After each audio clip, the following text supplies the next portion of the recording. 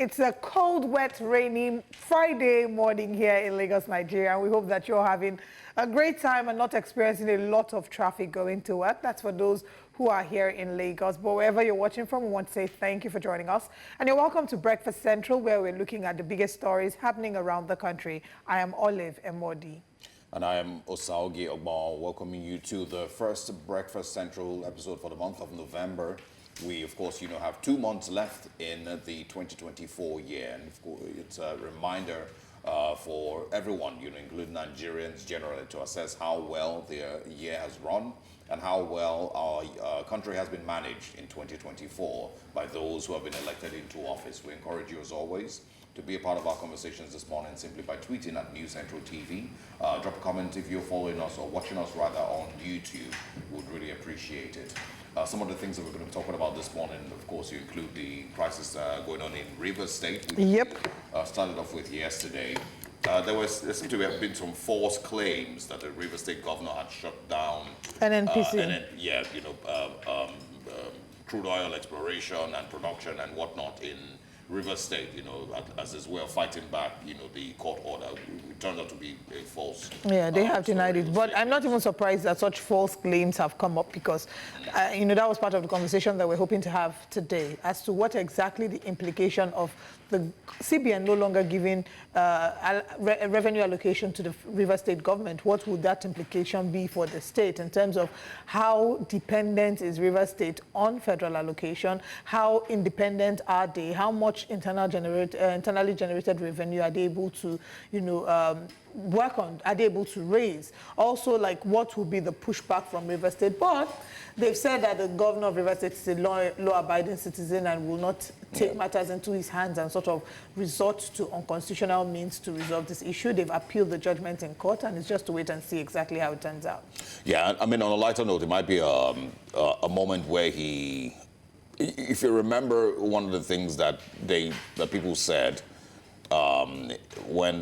just before the elections in 2023 was that the current president, while he was governor of Lagos State, then of course he was having issues with the president back then, from President Olusegun Obasanjo, and that when the president stopped funds to Lagos State, he became creative, and was able to generate, increase Lagos State IGR. Lagos State funds. So there's that, right? But the point is, maybe this is also a time when Sim Fubara will be able to write his own story, and show that Oyo State will be able to generate funds and run itself without federal government allocation comfortably. It might be tough, but it's maybe a teachable moment for him. I don't know. Yeah. But another thing to point out, is that that's why I started by talking about the fact that we're 2 months to the end of the year. Most Nigerians, have experienced petrol scarcity leading up to Christmas. It's almost like a recurring, incident every year.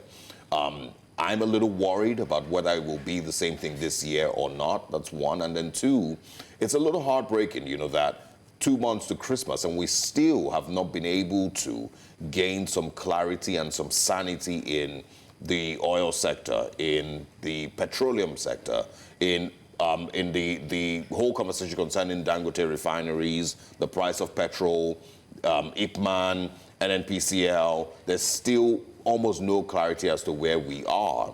And so the question this morning really is, are we going to get into 2025 still not sure how much Dangote is selling petrol to NNPC or to IPMAN? Is IPMAN going to continue to wait for these meetings that they promise every week? Every time that we speak with Mr. Okadike, the IPMAN spokesperson, he says pretty much the same thing, that they're about to have a meeting with Dangote, and they're about to have an agreement with Dangote to give them petrol, and that Nigerians will buy petrol cheaper than what we're currently buying. But that comes and goes, and we still don't have any meetings. And so are we going to get to Christmas still hearing that IPMAN has not still been able to buy petrol from Dangote directly, that they are still importing petrol from somehow, some way? The NNPC that claimed to no longer be a middleman in the whole space is still playing the role of a middleman.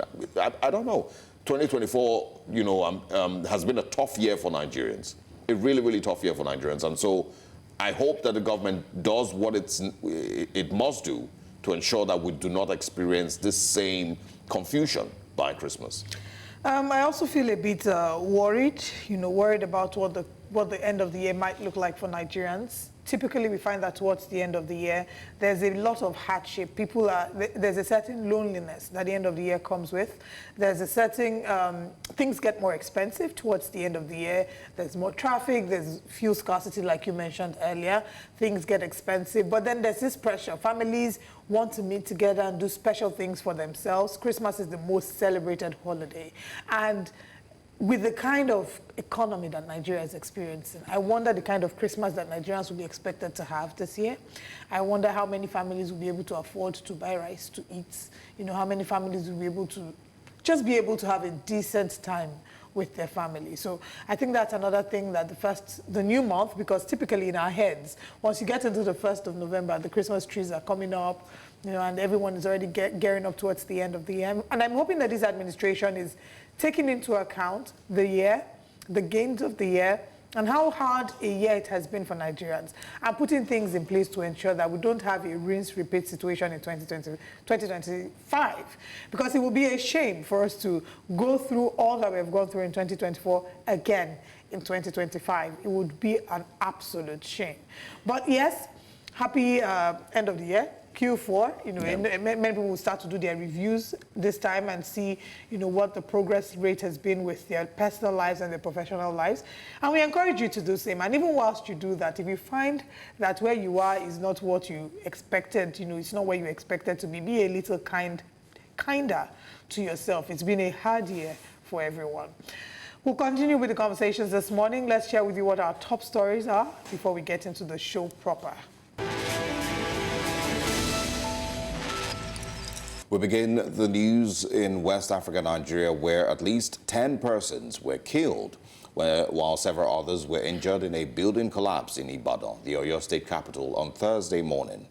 The sad incident occurred following a heavy thunderstorm, which reportedly took the building to its foundation.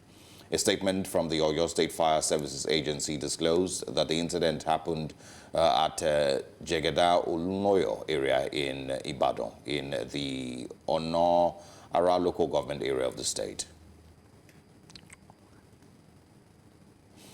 The River State government has filed an appeal against the Federal High Court ruling in Abuja, which barred the Central Bank of Nigeria from disbursing allocations from the Federation account to the state.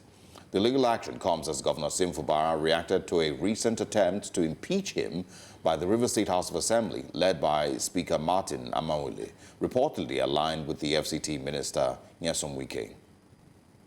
Meanwhile, former Vice President Atiku Abubakar has voiced strong criticism against a recent court order halting financial allocations to River State, warning it could destabilize the state.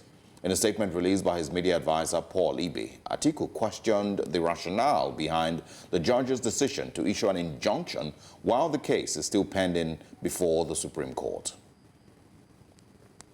Now, still in West Africa, the party of Senegal's Prime Minister Ousmane Sonko reports that his convoy was attacked on Wednesday while campaigning for the upcoming parliamentary elections. Media sources confirm Sonko was unharmed, though a former minister and leader of a party allied with Sonko's PASTEF party suffered a broken arm in the incident.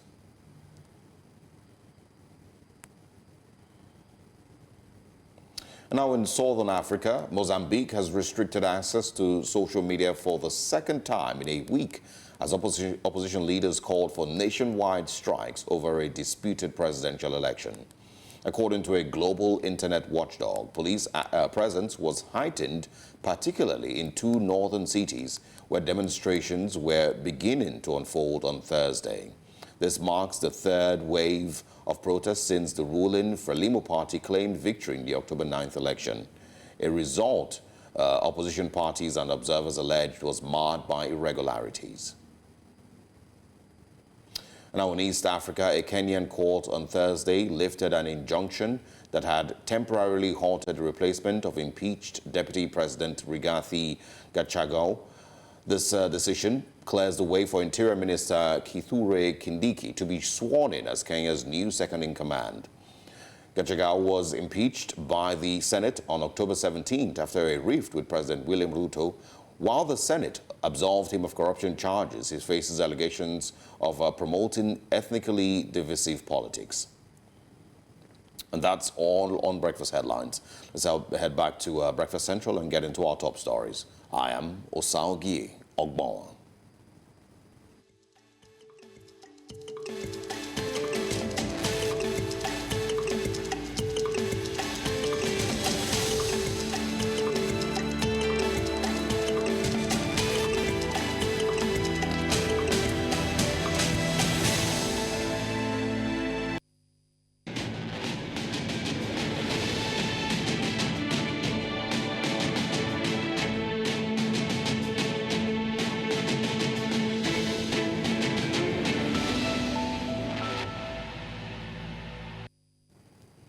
In a bid to solve Nigeria's worrisome power challenges, the federal government has launched a third phase of the Nigeria Energy Support Program, also known as NESP-3.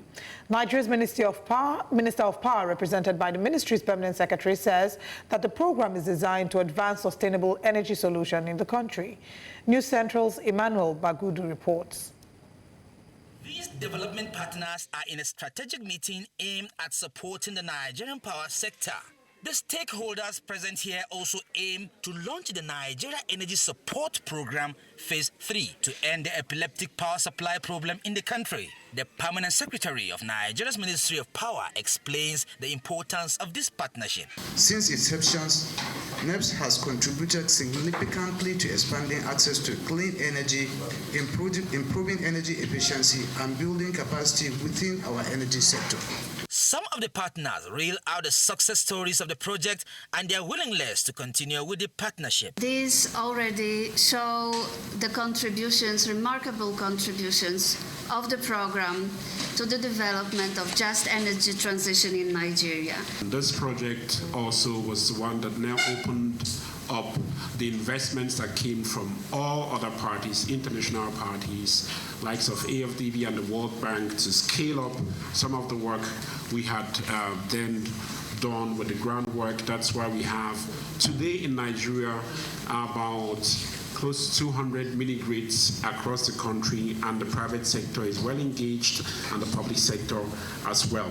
The Federal Ministry of Power reaffirmed its commitment to advance energy access to all citizens and to ensure the nation's energy sector is reliable and resilient. The Ministry of Power has actually initiated and piloted the Katsina Wind Farm program that was initiated and started in 2020.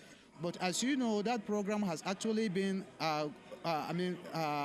undergoing a lot of crises and challenges, more especially about the security aspect of it. But to the glory of God, the ministry has actually initiated a program to see how it can be resuscitated, and we are also hybridizing it with solar so that at least we can have the 10 megawatts wind vane and then 10 megawatts solar. At least with that program, we know we can be able to generate sufficient electricity. The ministry is already in discussions with the Kano Disco so that they can be the uptakers of that program. The ministry says that government is working to ensure that every Nigeria gets access to affordable electricity. In Abuja, for News Central, I am Emmanuel Bagudu. Thank you very much, Emmanuel Bagudu. We look forward to being able to see that Nigeria's electricity state is one that we can completely be proud of, not just in the northern parts of Nigeria, in the south and in the country as a whole. And then we would have a reduced conversation about potential sabotage in the energy sector. But moving away from there, 19 states in Nigeria, led by the Kogi state, had in a suit challenged the law that established the Economic and Financial Crimes Commission in 2003.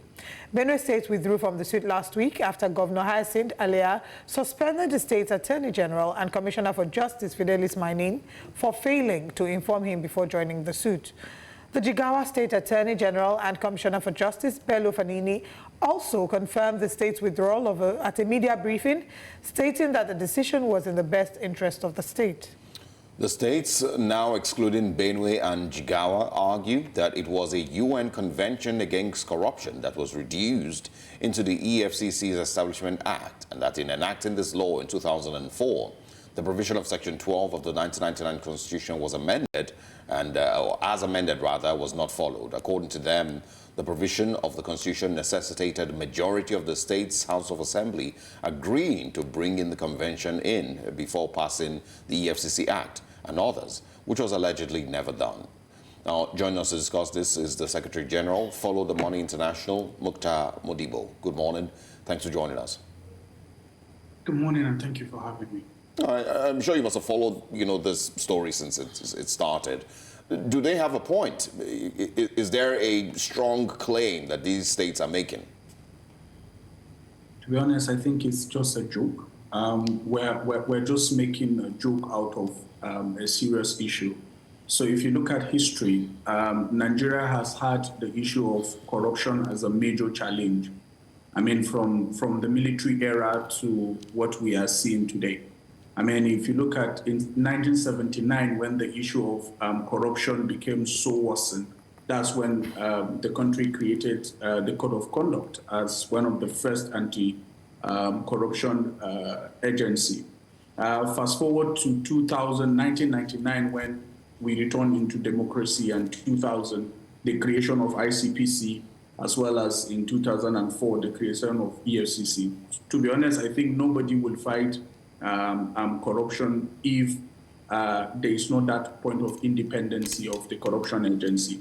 So what the states are doing, obviously, is because who is leading the conversation is the government of Kogi State. And lately, you've seen what has been happening with Yaya Bello, who is the former governor of Kogi State, and the person that has maybe the state is in support of their son to say he's being prosecuted, he's being prosecuted not in order, right?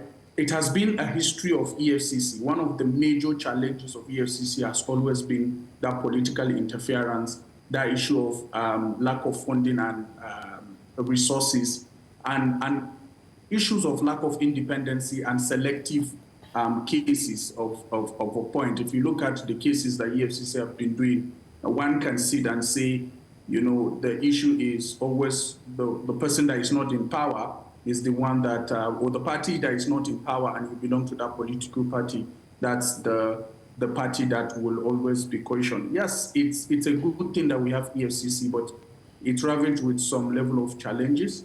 And I think if those challenges are being addressed, we get to see a corrupt-free nation that we all clamor for.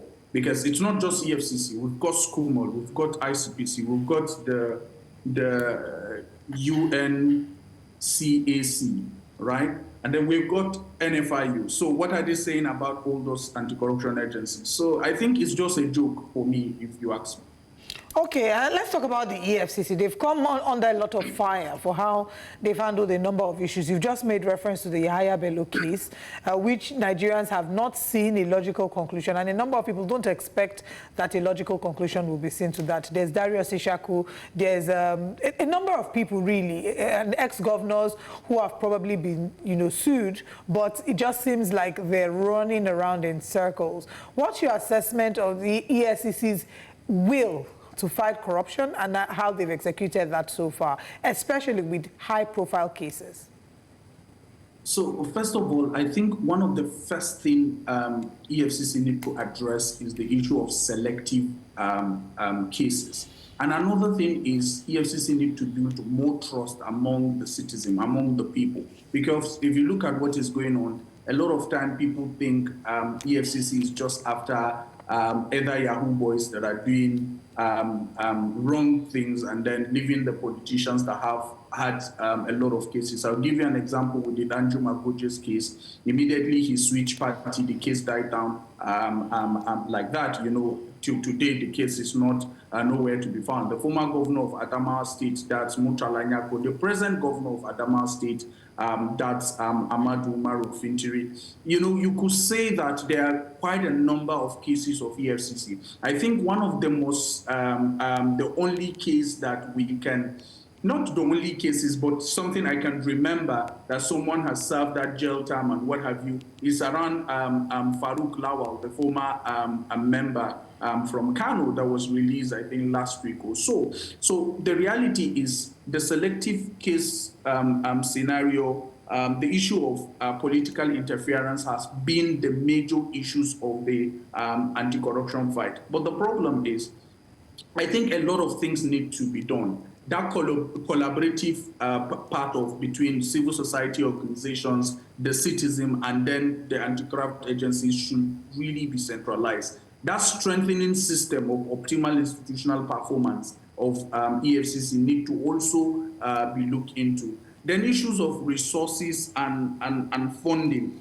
Then for me, the major thing is EFCC should not wait for someone to do the case. Can we employ more on the preventive measures of corruption rather than, looking at if something has happened? Nigerians have been cheated. Like you rightly mentioned of the case of Yaya Bello. How can one person pay school fees of someone that has not even reached a level of being in school, right, to the end of him leaving that school with taxpayers' money? Until today, the EFCC cannot adequately say we have arrested this guy, he's in detention, and we're doing something. And when he went to answer the EFCC, he went with the sitting governor that have immunity and using convoy to pass into the whole thing. So I think we all need to understand that political interference has been hindering that fight against corruption. And another thing is, for me, if you ask me, a lot of times I talked about that multiplicity of agencies, anti-corruption agencies. You've got the Code of Conduct, you've got the NFI, you've got the EFCC, the ICPC, the UNCAC, right, the SCUMAL and what have you. Can you bring them together in one place and give them all the powers they need, and then, cut down all political interference, selective cases and everything, and give them all the independence they need and all the powers they need to do what they are meant to do? I mean, there is a recommendation for states to create their own form of anti-corruption agencies. Most of the states have created their own, like the former governor of Kano, the now present chairman of EFCC, created, APC, created the Kano one. And the same agency that he created are after him to come and answer some level of questions. And he didn't respond to that, and he is not there. So what precedents are you trying to give? You created something because we all think you believe in anti-corruption, you believe in the fight against corruption, and the same agency you created maybe 1 year or 2 years down the line, you're not, respecting that agency to go and answer some level of questions. So there is really a conversation about the independency and then the lack of interference politically into the entire issue. But the biggest thing we need is that independency of the anti-corruption agency and the issue of really political will in addressing issues of corruption in Nigeria. Yeah, I think everyone agrees with you with the multiplicity of, these corruption fighting agencies. There's so many of them. I think the police itself, should have its own corruption fighting agency as well, but nobody hears about it. We're mostly reliant on the EFCC. It's become the most popular. The ICPC, barely. The Code of Conduct Bureau as well. But I also want to ask, how difficult really is the act of fighting corruption, the processes that they should go through to be able to properly investigate successive governors and successive politicians and, House of members, National Assembly members, I beg your pardon. Nigeria has a long history of lifetime immunity for presidents, for example. There's barely no president or vice president ever has his name mentioned in anything corruption related. They just seem to have this sainthood around them. So how difficult really is the job of investigating and fighting corruption that these multiple agencies have, and we seem to not be seeing any progress with it? Ask me, to be honest, that thing is not that difficult the way we take it to be. Why did I say it's not difficult? If the agencies are independent, right, and they can go ahead and do what they're instructed to do without any interference, I don't think there would be a problem. The only problem that is making it difficult now is because there is that selective issue of case. I can independently tell you that and then there is lack of independency, and then there is that high level of political interference in the country. Now, I'll tell you what happened in Abuja within the week. A sitting House of Reps member from Abia State was said to be having an issue, right, with a Bolt a driver, and it reached to a level of how did he put that statement? I will beat you up and throw you in my generator house. Yeah, and nothing will happen, you get. So it's just a normal thing that if you are in power, it's said to be you have that level of immunity, you have that level of composition that nobody will touch you. Now, I don't want to just bank on anti-corruption agencies or anti-corruption alone. Following traffic lights in Abuja, where I am, following traffic lights is a problem for people in convoy, right? Talk more of, the Code of Conduct Biru head was caught in an issue, right, somewhere last year or last 2 years, and nothing happened particularly. He was caught in an issue, and then, there is not something serious that really happened. So the reality is we're still having to go on a scandal that is happening between the Bobrisky case and what have you. So the main issue now are two: the independency of the anti-corruption agency, and then overall strengthening of our judicial system, that is judicial reform. Because the reality is, whatever EFCC can do, their own is to investigate and take it to court and tell the court this is what has happened. It's now left for the judicial system to decide what are the punishment of these particular people. A lot of people are going on the street, right, free, because they've got some level of money, they have made some level of some of their bonds and what have you. But the reality is, if you see someone maybe stole a bottle of water or Maggie, I once passed around my estate, and then I saw a lot of people, and then the conversation was this guy stole 2 jerrycans of petrol. And already, if you see how people gather, they are trying to do something that is not really good. And I had to tell them that, why won't you call the police? And they said, oh, we've been arresting this guy and sending him to police, and he always comes back. If you check Afrobarometer's data, you will see how people don't trust anything government. They don't trust police, nor the EFCC, nor the ICPC, or any anti-corruption or any security agency. So maybe the first thing the anti-corruption agencies will do are 2 things. We have to get that overall judicial reform. We have to get that independency of that anti-corruption agency. And then we have to get a scorecard of scoring these particular people. If you're not able to achieve this and this and this within this and this period of time, then you should give another person to continue from where you stop. Because, overall, if you are going to pick out the number of cases that have seen the limelight, or from EFCC to ICPC to NFIU to the police, you will see that the numbers of cases that have not gone anywhere, the margin is too high.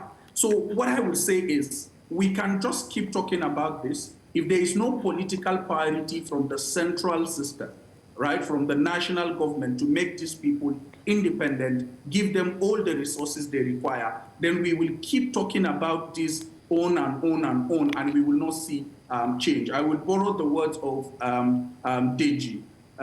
He said, you cannot be doing something the same and expect a different result. So you have to change strategy, or you have to change your methodology to be able to see something different. So we have to change our methodologies and strategies for us to be able to see something different. All right.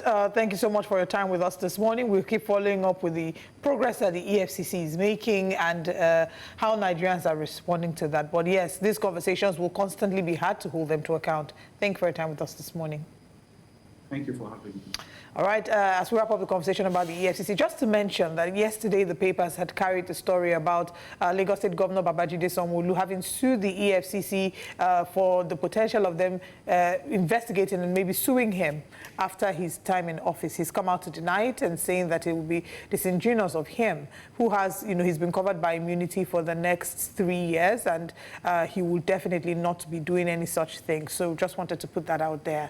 We'll go on a very quick break, and when we come back, we have more conversations this morning.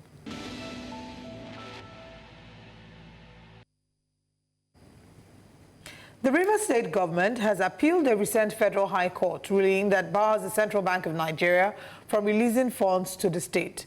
Governor Siminalayi Fubara contends that the judgment undermines the legitimate governance of the state and was expected due to the trial judge's refusal to allow certain objections and procedural changes during the case.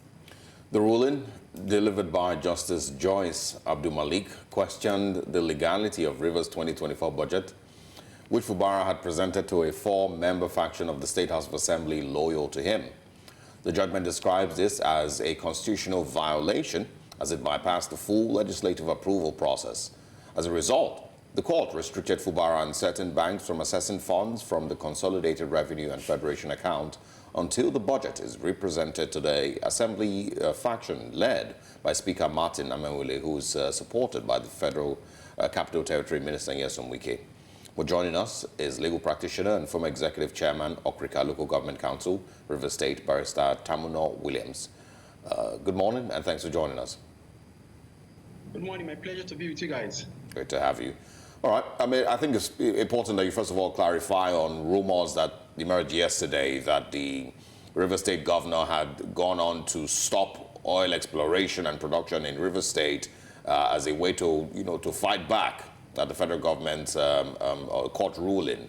So can you first of all help us clarify if that is a true story or not? The point is that that is not possible. It's even preposterous for anyone to conjecture that the governor of Rivers State will do such a thing. One, he doesn't have the capacity to do that because oil facilities are guided by the federal security agencies. And from my little knowledge of who Governor Fubara is, he will not even contemplate to do such a thing because he's a fellow who is law-abiding, and from my research about him, he's somebody who will want to follow the due process of the law. So that is completely true. But the second dimension is this. We almost recall that Rivers State is the capital of the Niger Delta. And Rivers State, we have other ethnic nationalities here. We have the Ikores, we have the Jaws, we have the Ogonis. But Governor Fubara is of the Ijaw stock. And Governor Fubara is the first governor to rule this state since after the creation of Bayelsa. The last Ijaw governor was Governor Rufus Adegeorge. And I can recall very clearly that in the social media and a lot of other platforms, there have been complaints that should the former governor of Rivers State, Nyesom Wike, goes ahead to get this particular action implemented, which is to frustrate Rivers people and bring them to their knees. That some state actors may be motivated, but I believe, to answer you directly, that such actions may not take place. And for the governor, I'm sure as daylight that he will never be involved in procuring, in agitating, or even requesting people to do such an act. That is my simple answer. All right. Still following from that question, we've seen the interview Asari Dokubo has granted, stating that, worried that the president is allowing Nyesom Wike run amok and why he hasn't called him to order, and wondering about, what might happen if they attempt to remove Siminalayi Fubara.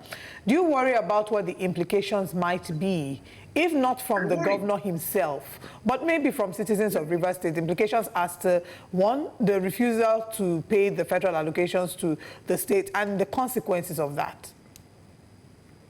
Now, the implications are multidimensional.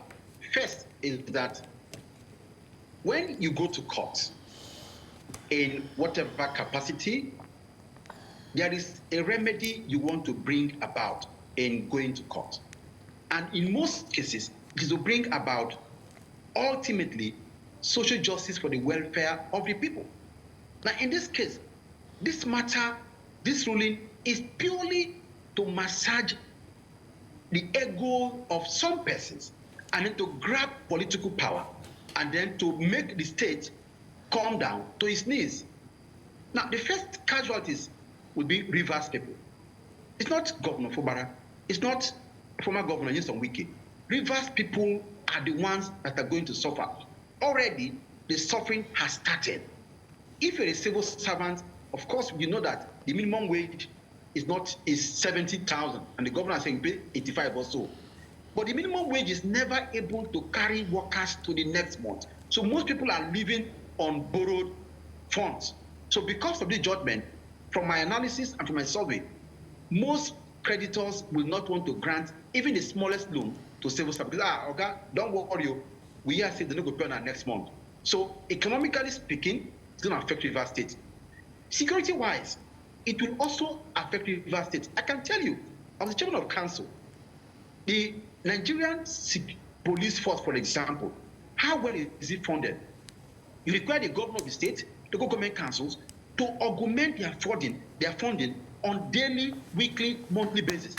With this seizure of the allocations, those funding will dry up and it will mean more security. Now, at the international level, they look at us at Nigeria. What kind of state is this? A state, I'm talking about the Nigerian state, will allow its apparatus to seize and capture the funds of another tier of government, another state, which ordinarily is, independent to an extent. Then the third aspect is that, look, it makes a caricature of the Nigerian state. That Nigerian state, you don't have certainty of laws. As long as we talk about judicial precedents, we have enough judicial precedent to show that when a matter is on appeal, as in this case, the cases cited by the Honorable Judge, with due respect, are matters that are still pending before the Supreme Court. So as it were, there is yet to be a finality on the state of the law on the issues in contention, and you go ahead and voice a fiat accompli on the state. So the implications are very grave and monumental. Now, politically speaking, we must all know, Nigerians must all know, that this case is purely about 2027. It is an attempt to frustrate, it's an attempt to completely make Rivers State irrelevant, ungovernable, and bring the people into abject poverty and penury. So ultimately, it could lead to some unintended political consequences. Recall the Southwest, in the West, 1966 and thereafter, the Action Congress crisis that led to the coup, and then all that. All these are historical antecedents that should be worrying sane Nigerians, that the Rivers State debacle, which has gotten to the near pinnacle, whereby a court has ruled that it's not just the next allocation, that even the allocations in the consolidated fund should not be assessed by the Rivers State government. So the implications, as I said, they are multidimensional and they are grave and frightening. I also want you to speak on, I mean, many people have pointed out, the fact that, or the story that the judiciary seems to be getting itself intertwined in politics.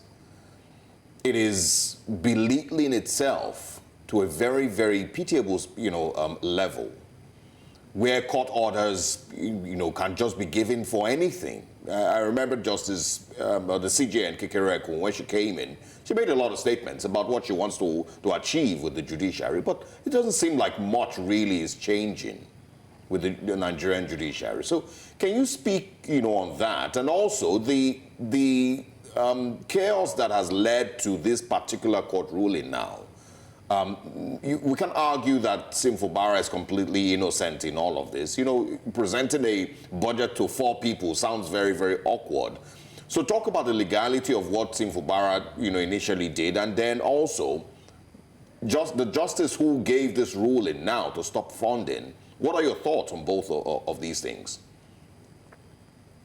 Well, first of all, as a lawyer who is obliged to keep to ethics of the profession, I will not speak to the issues of character of the courts or the character of the outcome. I will speak to what is the law. Now, the first point is the Nigerian state is a federal state and will operate a constitutional democracy, okay? And the Constitution of Nigeria, 1999, as severally amended, makes provision for how the country should be governed. Now, the critical sections of the Constitution talk about the issue of 27 members defecting from one party to another party. There is a subsisting Supreme Court judgment which gives final authority that where a member of the House of Assembly defects, unless there is a division in his party, he will lose his seat. Remember that the Supreme Court also ruled that local governments are supposed to be governed by democratically elected members, chairmen, and a house. And the court said they were giving a progressive interpretation to the provisions that governs local government structure and system, and said, by progressive interpretation, we are saying that if you don't have elected local government system, you cannot get funds. Now, where I'm driving to is that you cannot pick one section of the Constitution, interpret it to your favor. Even as a lawyer, we're obliged to disclose to the court authorities that are adverse to our case. We are supposed to let the court know this and this. These are the scenarios. Now, in this case, lawyers have argued about the Attorney General of Lagos State and Attorney General of Federation, 2004. We talked about the fact that former President Obasanjo wrote a memo stopping allocation to Lagos State. The facts are not the same. The facts are different in the sense that in that case, it was a memo. But the object is the same. So right now, where we are, we're in a situation where the Constitution is interpreted in a way that is detrimental to the state. That is one aspect. The judge has given a judgment. What should be done and what has been done is that there is an appeal, and I'm sure the Rivers State government will take the appropriate step to suspend the execution of this judgment. But let me just point out one very important fact. The Federal High Court rules provides that, even the Federal Court law, that where a matter comes to your court, you can refer the matter to alternative dispute resolution mechanism. That is to say, I've seen this matter, I'm the judge, but it's in the interest of justice that this matter should be dealt with at another forum which is known to law, which is the alternative dispute resolution mechanism.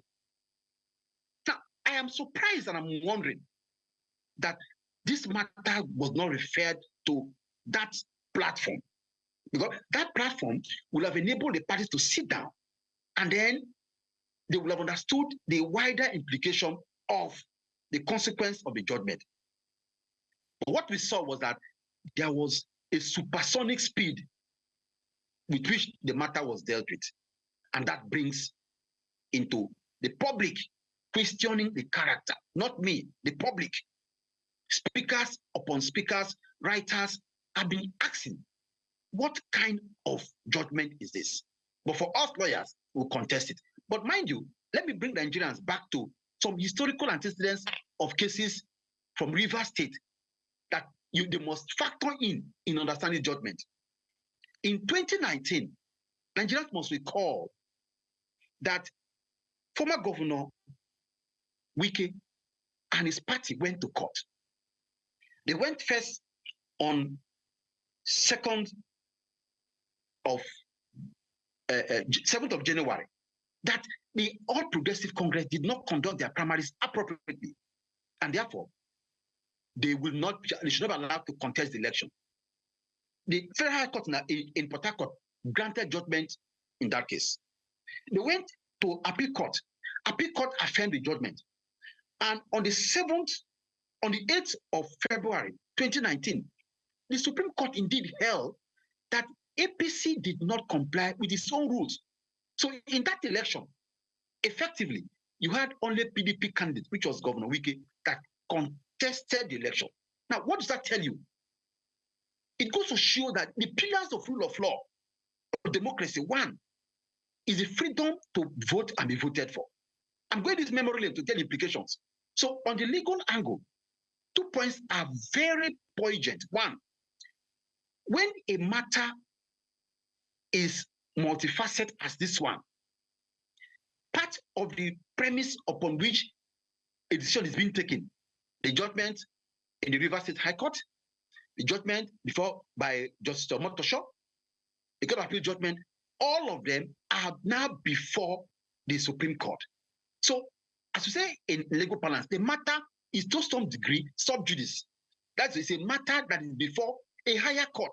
Can a lower court take a decision that will now remove the rug under the feet of the Supreme Court? That is a question that the appropriate supervisory authority will look at. Now, going over to the other issues that you raise, my take is very simple. If 27 members have resigned or have defected and their seats are vacant, the governor does not have to wait until when there is a ruling of a court, because he's the chief executive of the state. And the law does not contemplate that in a House of Assembly, a number as high as 27 will defect. And what was there was 4. And the 4 must continue to perform the function of the House of Assembly. So in summary, and in the eyes of the law, except that this law is being interpreted in a way that does not favor the people, every court of law ordinarily must look at the policy implication of the judgment and the overriding public interest. That is why in America, the American Supreme Court in most cases will refer matters back to the lower court, suggesting that the matter be looked at from alternative dispute resolution mechanism. I think that's my take on that matter. I don't know whether I covered all the areas that you raised.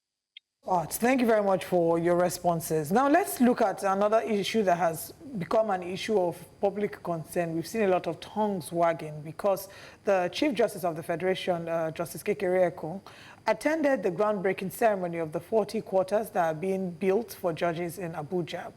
Should, this be an issue of concern? Because many people are linking this. There are many articles, I'm sure you've seen a number of them online, that will talk about why the Nigerian judges are friends with Nyesom Wike, and why they pander to him and how he has his judges in their pockets. So should it be a thing of concern that he's building these quarters, or is it their rightful entitlement?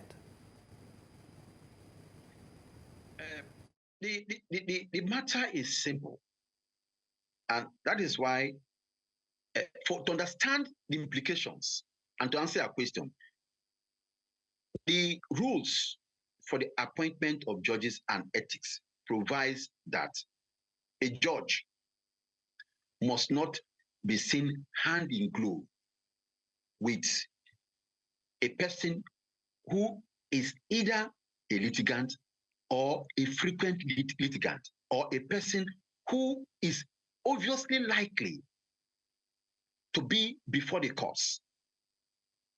The question is this: the person they are referring to is a lawyer. He's also a life bencher of Nigeria. Currently, the Minister of the Federal Capital Territory of Nigeria. The Constitution is clear, very clear, that the judiciary is independent. The question is, why is the judiciary not funded enough to be able to carry out this project that is now being executed, embarked upon by the Minister for Abuja? That is the question. The question again is, do they not have the funds to execute the project?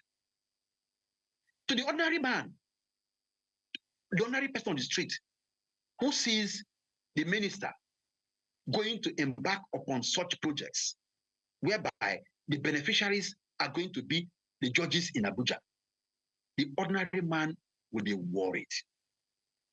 And he'll be worried because he will recall that in Rivers State, in 2019, the Federal High Court, Court of Appeal, and Supreme Court all ruled in his favor that no, a political party is not qualified to contest an election. And he was the sole candidate. So when people look at the surrounding circumstances, they will be worried. Even you will be worried. To put it in a simple form, you are having a dispute with Party A. And then by tomorrow, two of you will appear before a judge or a magistrate or chairman of your community. And in the evening, you see your Party A and the man that will be judging your case tomorrow sitting together in a place to open a house. You'll be worried. The law requires that justice should not only be done, but must be seen to be done, that the ordinary man will leave the courtroom feeling that, yes, indeed, this judgment is fair. This might take. What happened as a person, I cannot say it is wrong, but it creates an impression that what has transpired in Rivers State may be replicated in Abuja. My dear, the economic reality in Nigeria is stark clear to everybody. And we don't have a strong regulatory framework to rein in people. You must be aware that in a sister state here, a chief judge is alleged to have changed his name, his date of birth, 3, 4, 5 times. And the matter is now before the appropriate agency for investigation. You are aware that a minister in the federal cabinet was suspended and has been asked to be investigated. The matter is over 90 days. As we speak, it was yesterday we had a report that EFCC has sent in a report. And the point is that, look, every day government activities are portraying, making people believe that indeed the government have preferences. And for the judge, for the judiciary, which is supposed to be the final arbiter, it should ordinarily stay at arm's length when dealing with people whose conduct, whose precedence may create this doubt that has arisen. That's my take. Much, Tamara Williams, for your thoughts this morning. I think you've stated them pretty clearly.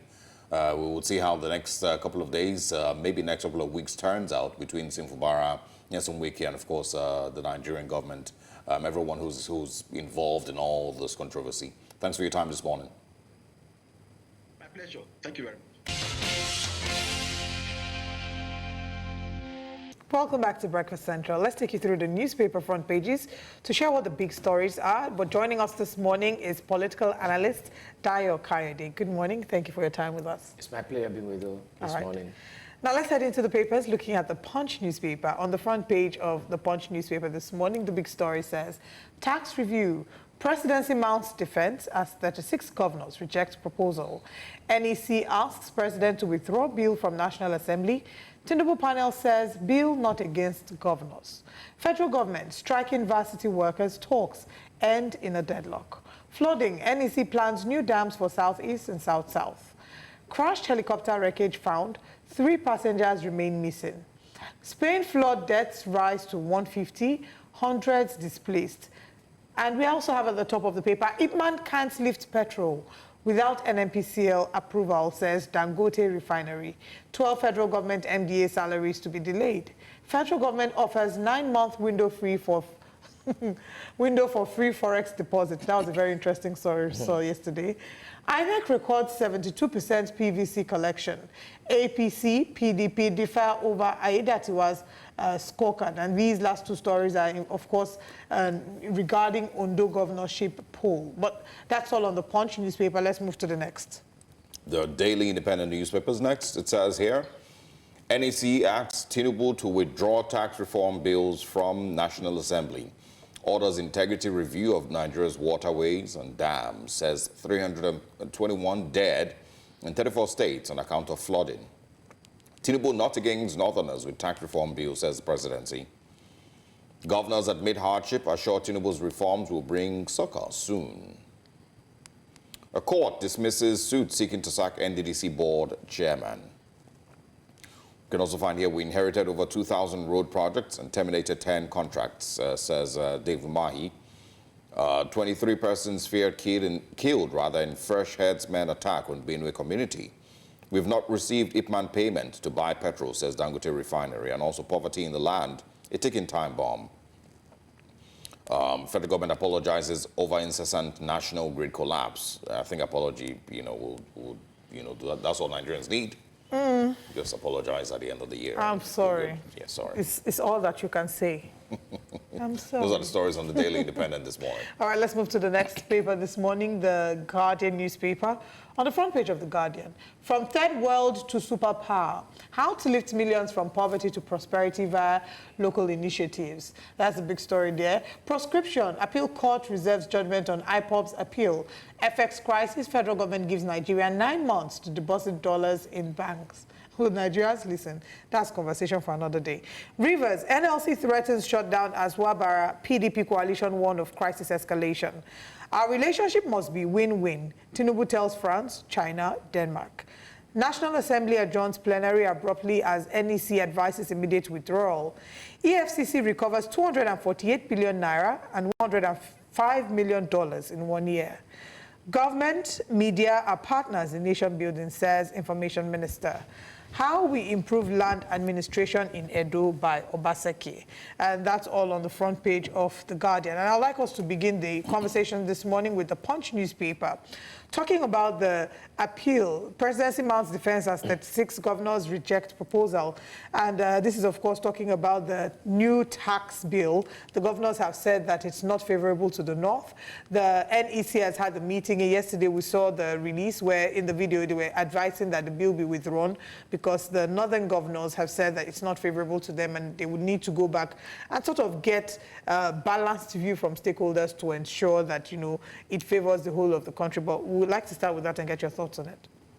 Yeah, you see, sometimes when I look at the policies that we pass in this particular country, it baffles me. And why does it baffle me these days? On what basis are we coming up with such policies? Let me give you an instance. Look at what is happening in America now between Kamala Harris and Donald Trump. The two of them, they are discussing, part of their agenda is all these taxes that they are discussing. So the National Assembly, they are already aware that if Trump or Harris comes in as the next president of the United States of America, this and this and this are what he or she will be doing as regards taxation or immigration or this foreign policy as well and all that. But what do we have here? Fire brigade approach. Fire brigade approach. Then even when you are doing that fire brigade approach, who and who are you bringing together as advisors to come up with that policy that will favor both the North and the South, bearing in mind that one of the divides we have in this country has to do with North, South, Christian, Muslim, Yoruba, Hausa, Igbo, and all that. So to what extent are we putting all these factors, characteristics, into play before we come up with policies?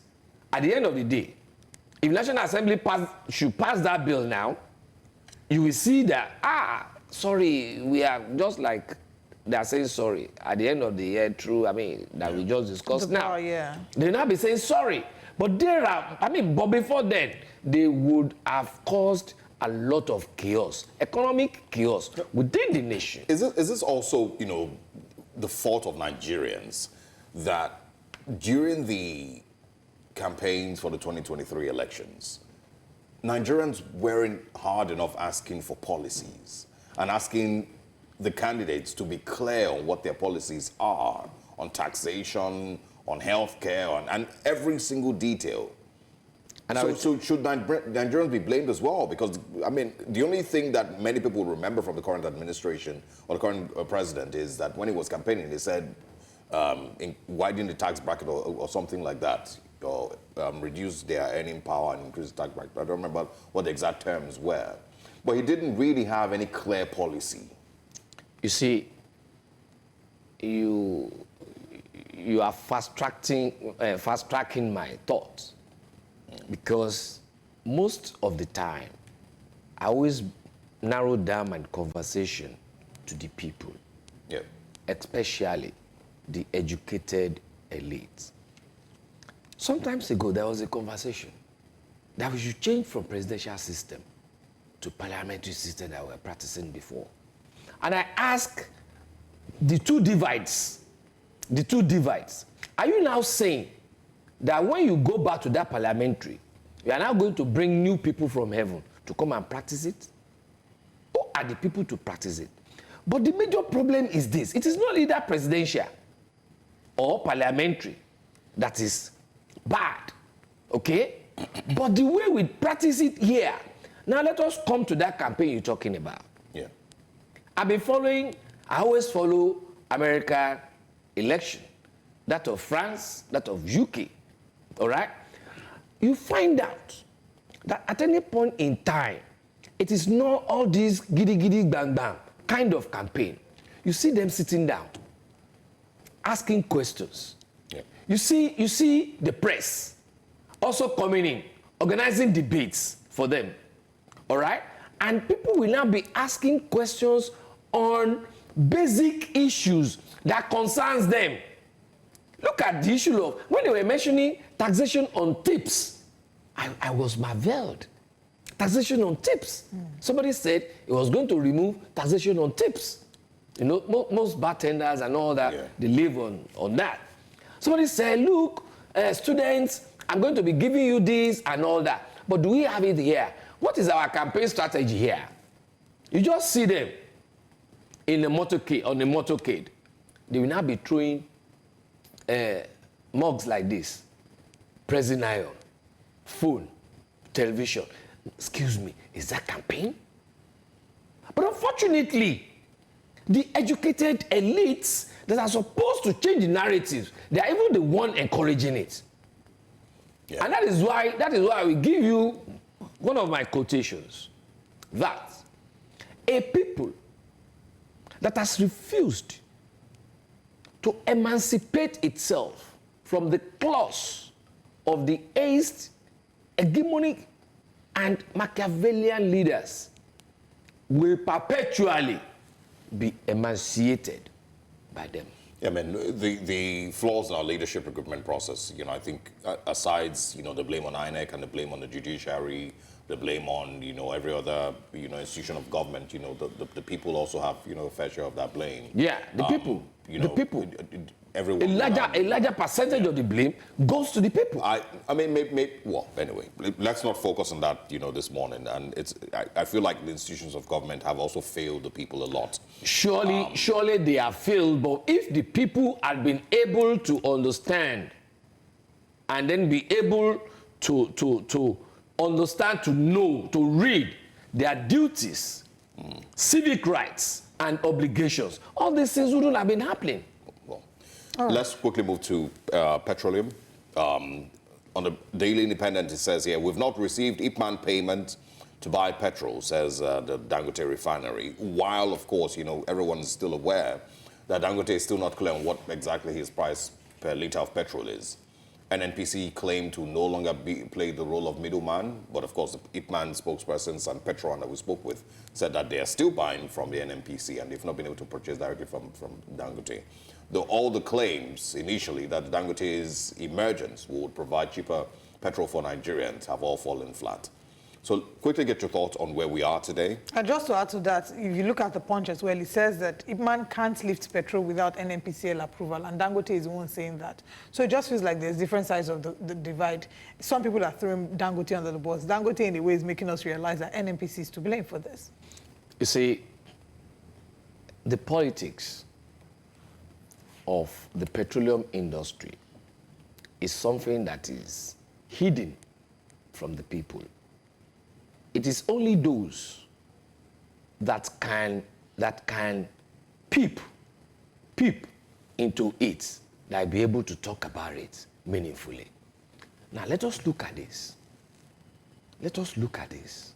Before now, we have been saying because we have been importing fuel, this and that is why we've been having incessant increases in prices of petroleum products. Yeah. Now, somebody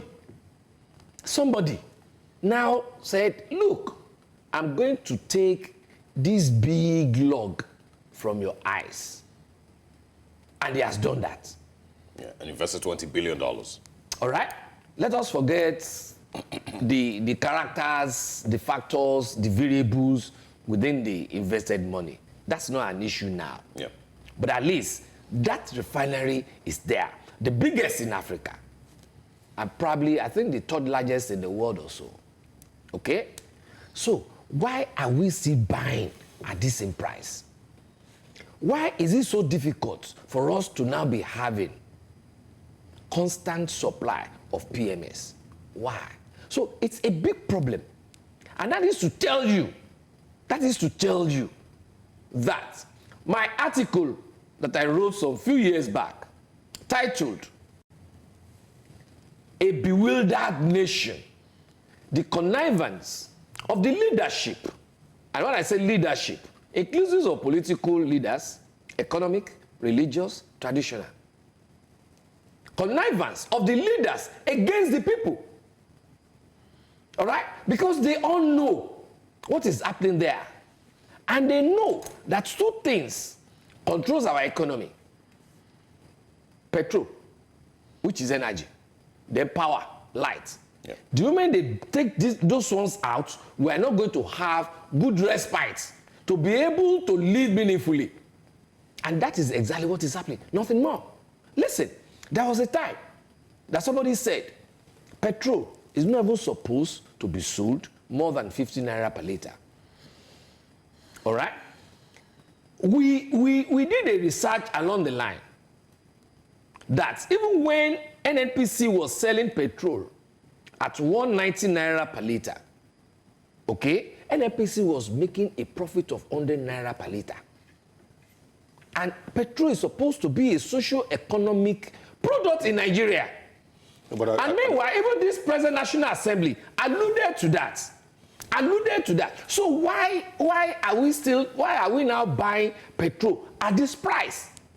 Tell me, where is that subsidy? Yeah, so I feel, I don't know if that's a strong argument to make, mostly because the view is that petrol price is still based on what the international price of crude is. I will disagree with you. Let me put this straight to you. All right. At your backyard, you have a big expanse of land, okay? And you decide to plant yam there, okay? When you are harvesting your yam with your family, will the price at Mile 12 or the price at Oyinbo be affecting the one that you are harvesting from your backyard? No, I mean, should it be affecting the one from your backyard? But for now, that's not. Why should it be? No, excuse me. Why should it be? If truly Was it World Bank or IMF that was talking of recent that is not having hand in the kind of economy we're having? You remember about 2 weeks ago, made a statement like that. So why should he? If truly we are having leaders that has people at their mind, that wants people to develop the way they're supposed to develop, that wants the people to live. Listen to this. Look at Labour. Labour was on minimum wage argument back and forth for how long? At the end of the day, they arrived at 17 naira. 17 naira. Abi? Yeah. Minimum wage. But what happened? What happened immediately? What happened immediately? Tell me, that 70,000 minimum wage, is it still applicable to what is happening in our economy now? No, it's not. No. So please don't let them be deceiving us with this their shenanigan of a dollar or whatever. Look at what they said about dollar now. That people should return the dollars to them. Which is the next? Don't they know who are keeping those dollars? Do you have dollar in your pocket? Don't they know who are keeping those dollars to be able to give their own naira value? All those people that make big money, don't we know them? It's just that because they are on the national television, I don't want to be mentioning names. But the way they are watching now, I'm sure they are thinking that this boy will soon mention their names. But I won't mention your name, don't worry. But you know yourselves. It's not you, it's not me. It's still our leaders. Yeah, well, connivance of the leaders. I mean, I get your point, but until we have a PIA that states otherwise, it's currently still going to be priced based on the which PIA? International. Which PIA? Which PIA that doesn't apply to that? That only applies to you. My point is, I get your argument, which should be the logical argument, that if you have it in your backyard, you should not be, pricing it on what is being sold in Saudi Arabia. Sure. But until the PIA states otherwise, that's what we're trying to do. But even when you look at Saudi Arabia, and the way they manage their oil, and also the way the Gaddafi Libya I'm talking about, manage their oil, then you will know that we are nowhere in Nigeria. Yeah. Right. Okay, I want us to quickly talk about the story that you made reference to. Federal government offering a 9-month window period for people to bring in their FX deposits. They've said no questions will be asked, no taxing of these monies, that people should just bring them back. Do you see that changing anything? Do you even see people actually bringing back their dollars into the banks? Who are the people they are talking to? They should talk to themselves. Because they are the one that spends these dollars. Go to their parties. Go to where they are enjoying themselves. They spend dollars. Listen to this. I will ask you a question. What is our legal tender in Nigeria? Naira. Are we not seeing schools charging in dollars? And businesses too. Who owns those schools? Nigerians. Are we not having estates charging in dollars? Who owns those estates? Who are behind them? So why are they now telling us this? Is that what we ask them to be doing there? No, they know who to talk to. They know what to do. And that's why I was saying the other time that 2027 is behind our corners. We should change it. The people should change the narratives. We want to be sitting down with them. We want them to come to this kind of a station and sit down here. While you are moderating, people should be asking them direct questions without saying it is you that will talk. Let everybody ask them questions, and let them ask those questions. You want to know what their foreign policy is going to be. You want to know their policy on exchange rates. You want to know their policy on fiscal issues. You want to know their policy on education, on every aspect of life. Not until when we start to do that. See, it is always going to be back and forth. Yeah. Quickly get your thoughts in on the River State crisis. It is nothing. What is happening in River State is nothing other than executive and judicial rascality. Nothing more. Nothing more. And unfortunately, when two elephants fight, the grass will suffer. It's the people that will suffer. Now, a court had said, don't central bank should not give River State their federal allocation. When you are saying you should not give them federal allocation, on what basis are they in the Union of Nigeria? It's part of it. All right? It's part of it. Because the allocation you are talking about, you cannot even get it in the first instance without the contribution of River State. Yeah. So if River State is now saying, okay, you are not giving me an allocation, me too, I will not contribute to that post. What will they say? No. What will they say? Because it's supposed to be a kind of a relationship. All right? 1. 2. When River State was telling the courts that I want to change my lawyer, Why didn't they allow that happen? why did you allow him to change his lawyer? I'm employing a lawyer. You are saying you are not, okay, you are inviting me here. You are the one that invited me here. I'm here already. You are now saying, okay, tomorrow I'm not going to bring you. Is it not your prerogative that you used to bring me here? You can also use your prerogative not to bring me again. So why should you be forced? Because you own your station. River State employed the lawyer. So why don't you allow River State to change his lawyer? Okay, River State is saying, listen, we want to change, we are not comfortable with some of the submissions. We want to change this. You allow them to change. Because a court is supposed to be impartial. No. It's supposed to be impartial. All right. I think we need to wrap up here. Thank you very much for joining us and for sharing your very, very passionate views with us this morning on critical national issues. We'll look forward to seeing you again. Yeah, if not for your baritone, I still want to hear it again. It's nice being here. Thank you. Enjoy the rest of your day and happy weekend ahead. You as well. All right, stay with us this morning. Let's take a very short break. When we come back, we, of course, move into the rest of our top stories and, of course, let you know also what Nigerians are saying. Stay with us.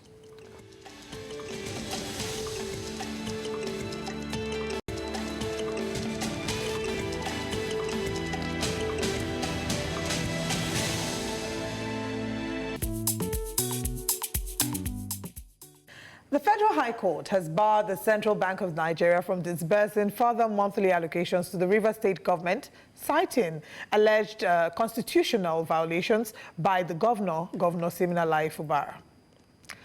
And, you know, as a result of this, we have seen a number of reactions. But while there's no direct evidence linking former Governor Nyesom Wike to this situation, many Nigerians are voicing concerns that the federal government and the judiciary are being used as tools to destabilize River State. Unperturbed by this latest development, Governor Fubara held a Thanksgiving service at the Alfred Dieter Civic Center, attended by a large crowd, including traditional leaders and dignitaries. During the event, he addressed the various obstacles his administration has faced, including mass resignations of commissioners and attempts to distract him from crucial projects. He emphasized that despite these challenges, River State has emerged as the top state in budget's fiscal performance ranking, showcasing resilience and commitment to progress.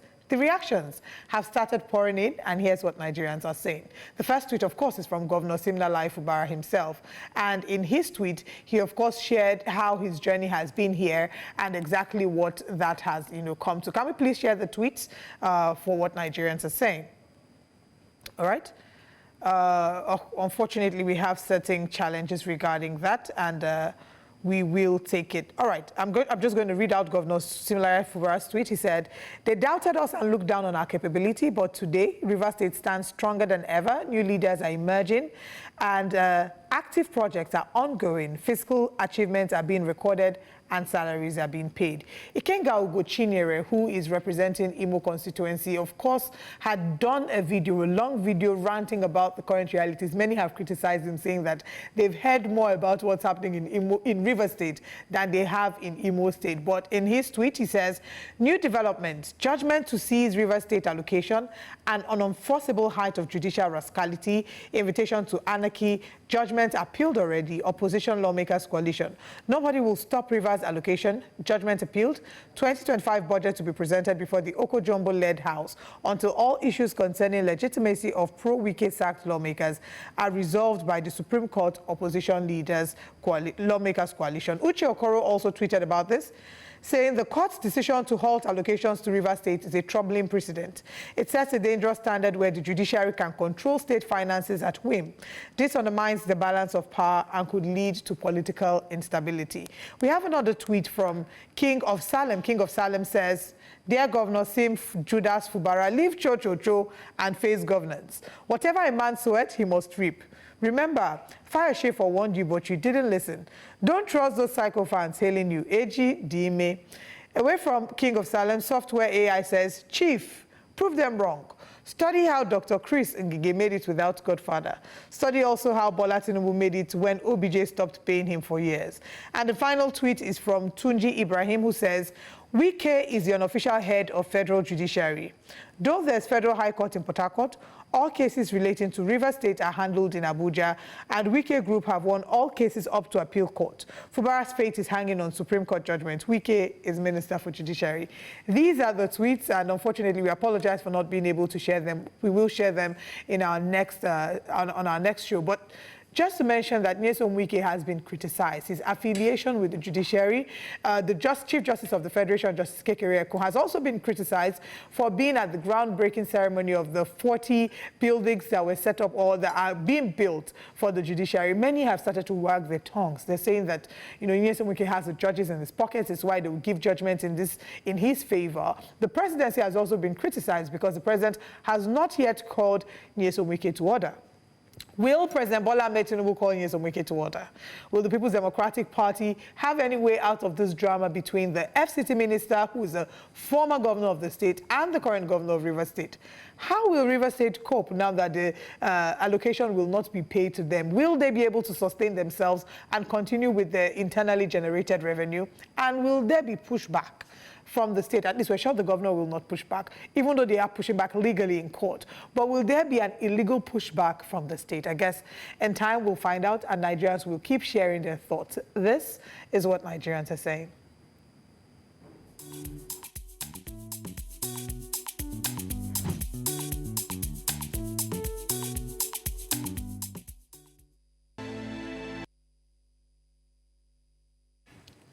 And in case you're wondering what's happening next, we are about to wrap up the show, but share with you some other things that you can catch up online with. And we have Joe Hansen in the studio with us. Hello, Joe.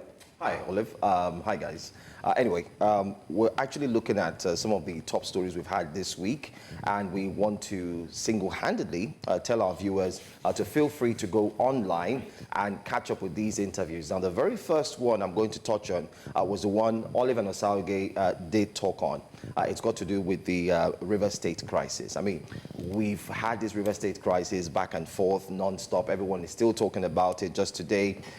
Currently, during the week, we heard of the stoppage of allocation, of course, to River State. And then you had two guests.